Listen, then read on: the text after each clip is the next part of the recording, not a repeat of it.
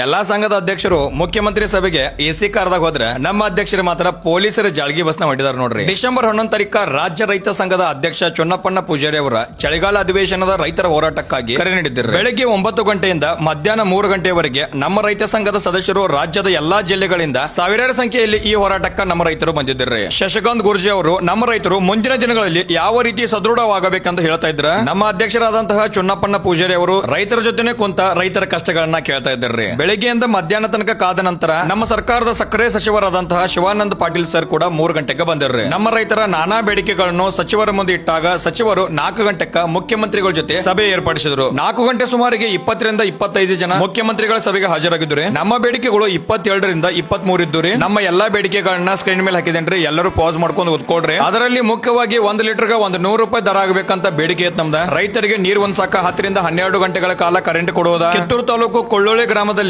ಸಾವಿರಾರು ಎಕರೆ ಭೂಮಿಯನ್ನ ಸಂಗೊಳ್ಳಿ ರಾಯಣ್ಣನ ಹಿಡಿದು ಕೊಟ್ಟಂತಹ ಕುಟುಂಬದವರಿಗೆ ಬ್ರಿಟಿಷರು ಸಾವಿರಾರು ಎಕರೆ ಭೂಮಿಯನ್ನ ಇನಾಮಾಗಿ ನೀಡಿದ್ರಿ. ದೇಶದ್ರೋಹಿಗಳಿಗೆ ದೇಶದ ಭೂಮಿ ಯಾಕೆ ಅನ್ನೋದ್ರ ಬಗ್ಗೆ ಚರ್ಚೆ ಆಯಿತು. ಆಲ್ಮಟ್ಟಿ ಡ್ಯಾಂ ಬಗ್ಗೆ ಆಗಿರಬಹುದು, ಕೊಡಗು ಭಾಗದ ರೈತರ ಸಮಸ್ಯೆ, ಗುಲ್ಬರ್ಗಾ ಭಾಗದ ರೈತರ ಸಮಸ್ಯೆ, ಚಿಕ್ಕಮಗಳೂರಿನ ರೈತರು, ಹಾಸನ, ಶಿವಮೊಗ್ಗ, ಕಾರವಾರನಲ್ಲಿ ನಡೆಯುತ್ತಿರುವ ಬಂದರ ಸಮಸ್ಯೆ, ಭೂ ಸುಧಾರಣೆ, ಎಪಿಎಂಸಿಗಳ ಬಗ್ಗೆ ಹೋರಾಟಕ್ಕೆ ಬಂದಂತಹ ಎಲ್ಲಾ ರೈತರು ಕೊಟ್ಟ ಮನವಿ ಪತ್ರದ ಮೂಲಕ ಚೊನ್ನಪ್ಪಣ್ಣ ಪೂಜಾರಿ ಅವರು ಸಿದ್ದರಾಮಯ್ಯನವರಿಗೆ ಆಲ್ಮೋಸ್ಟ್ ಎಲ್ಲಾ ವಿಷಯಗಳ ಬಗ್ಗೆ ಮಾಹಿತಿ ನೀಡಿದ್ರು. ಎಲ್ಲಾ ಮಾಹಿತಿಯನ್ನ ಮುಖ್ಯಮಂತ್ರಿ